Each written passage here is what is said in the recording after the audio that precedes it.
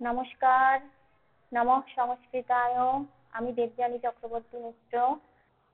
আগের দিন আমরা যতটা পড়িয়েছিলাম তারপর থেকে আজ শুরু করছি। আজ আমরা রামায়ণের সমস্ত কাণ্ডের বিষয়বস্তু সম্পর্কে জানব। তোমরা যারা গ্র্যাজুয়েশনে এখন পড়াশোনা করছো, শুধুমাত্র কিন্তু তোমাদের সিলেবাস কমপ্লিট করলেই হবে না।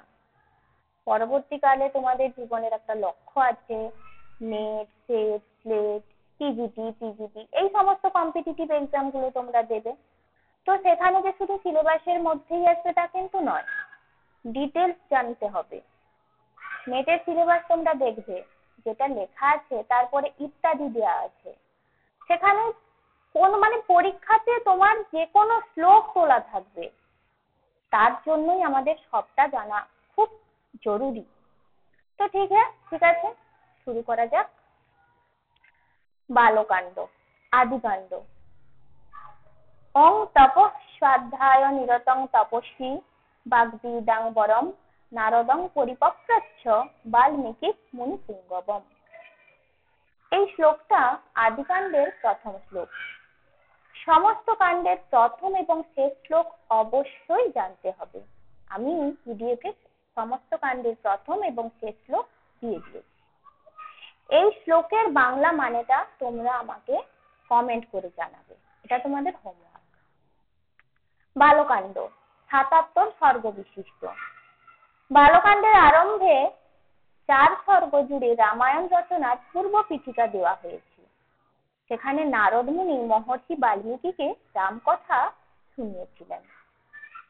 ঠিক আছে, দেখো এবারে বালকাণ্ডের বিষয়বস্তু। ক্রৌঞ্চ বধ, প্রথমেই ক্রৌঞ্চ বধ দিয়ে শুরু হয়েছে।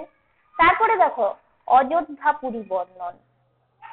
পরীক্ষায় প্রশ্ন আসে, অযোধ্যা নগরীর বর্ণনা কোন কাণ্ডে দেওয়া আছে? অপশানে দেওয়া আছে হয়তো আদিকাণ্ড, অযোধ্যাকাণ্ড, উত্তরকাণ্ড। স্বাভাবিকভাবেই মনে হবে যে অযোধ্যাপুরীর বর্ণনা অযোধ্যাকাণ্ডে গেছে, কিন্তু না, অযোধ্যাপুরীর বর্ণনা দেওয়া আছে আদিকাণ্ডে। ঠিক আছে, এটা তোমরা অবশ্যই মনে রাখবে, মার্ক করে নাও। আরো কি আছে দেখো, দশরথ কর্তৃক সিন্ধুবধ, অন্ধমুনি কর্তৃক দশরথকে অভিশাপ প্রদান, বিশ্বশৃঙ্গ তথা শান্তার বিবাহ বর্ণন, দশরথ দ্বারা অশ্বমেধ যজ্ঞ, বিশ্বশৃঙ্গ দ্বারা দশরথের পুত্রেষ্টি যজ্ঞ, রামচন্দ্র লক্ষ্মণ ভরত শত্রুঘ্ন আদির জন্ম বৃত্তান্ত, তারকাবধ, বিশ্বামিত্রের যজ্ঞ রক্ষা, গঙ্গা থেকে কার্তিকেয়ের উৎপত্তি প্রসঙ্গ, সগর মুনির পুত্রোৎপত্তি তথা যজ্ঞের প্রস্তুতি, ভগীরথের তপস্যা, গঙ্গাবতরণ, অহল্যা উদ্ধার, মিথিলা গমন, ত্রিশঙ্কু যজ্ঞ শ্রীরাম দ্বারা ধনুর্ভঙ্গ, শ্রীরামাদি চতুর্ভ্রাতার বিবাহ, পরশুরামের দর্পচূর্ণ, বামন অবতার, সাগর মন্থন বর্ণন ইত্যাদি। এগুলো জানলেই হবে, আশা করছি এগুলো জানলেই হবে। এই দেখো, এই যে শ্লোকটা, এটা হচ্ছে বালকাণ্ডের শেষ শ্লোক। এই শ্লোকটা তোমরা অবশ্যই অবশ্যই পড়ে নেবে এবং এর মানেটা করে নেবে, করে আমাকে কমেন্টে জানাবে। এখানেই আমাদের বালকাণ্ড শেষ হলো। এরপরে আসি অযোধ্যাকাণ্ড। দেখো, অযোধ্যাকাণ্ডে রাম, সীতা দেবী আর লক্ষ্মণ এরা বনবাসে যাচ্ছে, এই ছবিটা দেওয়া আছে। এটা অযোধ্যাকাণ্ডের প্রথম শ্লোক। অযোধ্যাকাণ্ড ১১৯ সর্গ বিশিষ্ট। অবশ্যই সর্গ মনে রাখতে হবে। দেখো, অভিষেকের আয়োজন। অভিষেকের আয়োজন কোন কাণ্ডে হয়েছিল? মনে রাখবে, অযোধ্যাকাণ্ড, মার্ক করে নাও। মন্থরা কৈকেয়ী প্রসঙ্গ, কৈকেয়ীর বর প্রার্থনা, দশরথের বিলাপ, রাম লক্ষ্মণ সীতার বনগমন, নিষাদ রাজগুহ বর্ণন, প্রয়াগ ভরদ্বাজ আশ্রমে রামের অতিথি সৎকার, চিত্রকূটের মহত্ব শোভা বর্ণন, দশরথের মৃত্যু এবং রানীদের করুণ বিলাপ, দশরথের অন্ত্যেষ্টি সংস্কার এবং ভরতের রাজ্যলাভ অস্বীকার, ভরতের বনযাত্রা এবং চিত্রকূট যাত্রা বর্ণন, রাম ভরতের মিলন, ভরত সন্তাপ এবং রাজ্যিম্মা স্বরূপ চরণ পাদুকা নিয়ে অযোধ্যা আগমন, জাবালির নাস্তিক মত, রাম কর্তৃক খণ্ডন ইত্যাদি। তাহলে দশরথের মৃত্যু হয়েছিল কোন কাণ্ডে? অযোধ্যাকাণ্ডে। এটা অযোধ্যাকাণ্ডের শেষ শ্লোক। দেখো, অযোধ্যাকাণ্ডের শেষ শ্লোক। ঠিক আছে, এখানে অযোধ্যাকাণ্ড শেষ হলো। এরপরে আসি অরণ্যকাণ্ড। অরণ্যকাণ্ডের প্রথম শ্লোক দেওয়া আছে। এই দেখো এখানে ছবিতে দেখা যাচ্ছে, এখানে রাম, সীতা দেবী আর লক্ষ্মণ, এই দেখো মায়ামৃগ, এই হচ্ছে সেই মায়ামৃগ। অরণ্যকাণ্ড ৭৫ সর্গ বিশিষ্ট। রাম লক্ষ্মণ সীতার দণ্ডকারণ্যে প্রবেশ। এটা এক্সামে আসে যে রাম লক্ষ্মণ সীতা কোন অরণ্যে গিয়েছিলেন?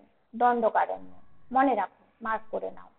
পঞ্চবতী নিবাস, বিরাট আদি রাক্ষস বধ, সুতীক্ষ্ণ এবং অগস্ত্য আশ্রমে রামাদির গমন বর্ণন, পম্পা সরোবর, পঞ্চাক্ষর তীর্থ এবং মান্ডকর্ণী মুনি কথা, পঞ্চবতী বনে লক্ষ্মণ দ্বারা সুন্দর পর্ণকুটি নির্মাণ, হেমন্ত ঋতু বর্ণন, শূর্পণখার নাসাকর্ণ ছেদন, খর ও দূষণ বধ, মায়ামৃগ মারীচ বধ, রাবণ কর্তৃক সীতাহরণ, রাবণের সাথে জটায়ুর যুদ্ধ, জটায়ুর পক্ষচ্ছেদন, রামের করুণ বিলাপ, রাম কর্তৃক সীতা অন্বেষণ, রামকে সীতার সংবাদ প্রদান পূর্বক জটায়ুর মৃত্যু, রামকে কবন্ধ দ্বারা ভেদ তথা তার দ্বারা সুগ্রীবের সাথে মৈত্রী করার পরামর্শ।